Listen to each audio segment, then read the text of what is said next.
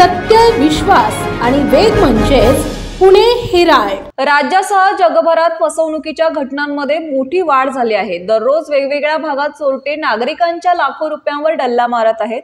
अशातच आता पुण्यातून एक मोठी बातमी समोर आली आहे। शेअर बाजारात गुंतवणुकीच्या आमिषाने कोथरूडमधील ज्येष्ठ नागरिकाची सायबर चोरट्यांनी 15,75,000 रुपयांची फसवणूक केली आहे। याबाबत 74 वर्षीय ज्येष्ठ नागरिकाने कोथरूड पोलीस ठाण्यात तक्रार दिली आहे। तक्रारदार ज्येष्ठ नागरिकाच्या मोबाईलवर सायबर चोरट्यांनी मे महिन्यात मेसेज पाठवला होता। शेअर बाजारात गुंतवणूक केल्यास चांगला परतावा मिळेल असे आमिष दाखवले होते। चोरट्यांच्या आमिषाला ज्येष्ठ नागरिक बळी पडले।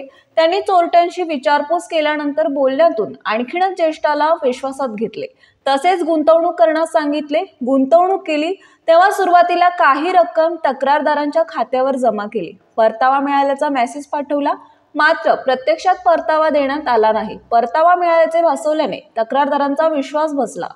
चोरट्यांनी त्यांना आणखी रक्कम गुंतवण्यास सांगितले। चोरट्यांच्या खात्यात गेल्या 4 ते 5 महिन्यात त्यांनी वेळोवेळी 15,75,000 रुपये जमा केले।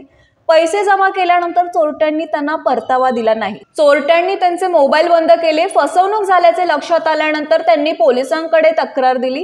गुन्हे शाखेचे पोलीस निरीक्षक अनिल माने अधिक तपास करीत आहेत। कारवाईची भीती दाखवून ज्येष्ठांची फसवणूक गेल्या काही दिवसाखाली दहशतवादी संघटनेशी संबंध असल्याची भीती दाखवून सायबर चोरट्यांनी एका ज्येष्ठ नागरिकाची 99 लाख रुपयांची फसवणूक केल्याचा प्रकार उघडकीस आला आहे।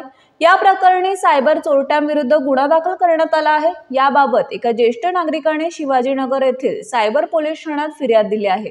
त्यांनी दिलेल्या फिर्यादीनुसार सायबर चोरट्यांविरुद्ध गुन्हा दाखल करण्यात आला आहे।